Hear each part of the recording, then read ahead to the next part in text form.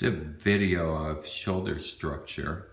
When we think of our shoulder, we normally just think of this joint right here, where the arm meets the shoulder blade.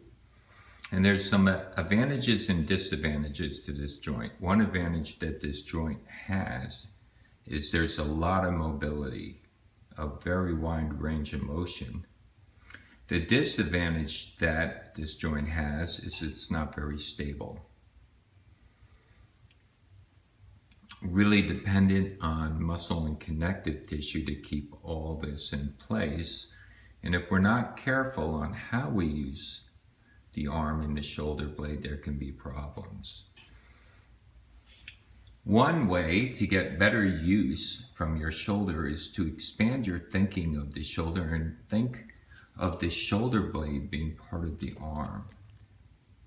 So the shoulder blade's right here, and if we can move the shoulder blade, you can see how that can move the arm and help put the arm in a really good place, kind of provide some foundational support for the arm.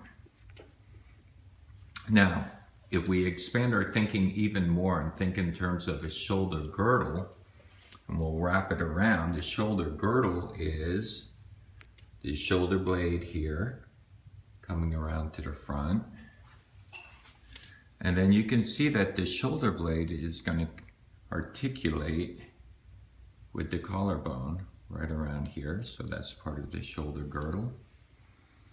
And now you can see how that articulates with the sternum in the front, and then the other collarbone going into the other shoulder blade. So the shoulder girdle sits right on top of the rib cage. And what gives the shoulder girdle, you can kind of, let me move back here, and now you can see how that's sitting on top of the rib cage. The rib cage gives support to the shoulder girdle. So getting movements in the spine and in the ribs can help give enough support to the whole shoulder girdle that you have the bigger muscles helping the smaller muscles with a particular movement. And then as we can see, the ribs are connected to the spine is connected to the pelvis. So how you're using the pelvis, the legs, how you're using these parts up into your rib cage will have a big effect on providing a very strong foundation for your shoulder girdle to move, which in turn will support your arm and make it much easier for the arms to create actions. The smaller muscles tend to be further away from the body, and the bigger ones tend to be closer to the center of the body. Therefore, the more you involve the middle parts of yourself in the movement you want to do, the more you get the bigger muscles helping out the smaller muscles, and the more efficient the movement tends to be.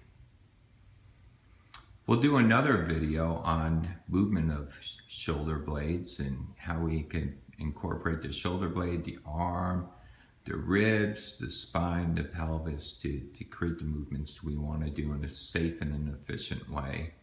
But we need more hands to do that.